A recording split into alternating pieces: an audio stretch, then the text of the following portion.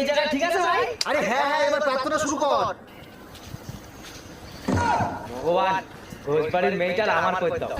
ভগবান ঘোষবাড়ির মেয়েটার আমার করতে দাও। ভগবান ঘোষবাড়ির মেয়েটার আমার করতে দাও। ভগবান ঘোষবাড়ির মেয়েটার আমার করতে দাও।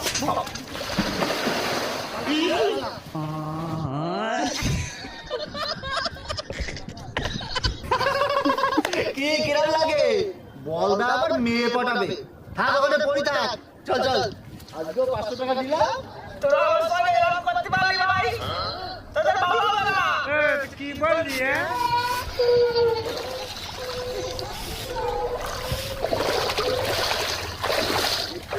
আজকেও 500 টাকা লাগাইছি। চ দীপক, আজকে নগনের দোকান থেকে খাবার খাবো। চল চল।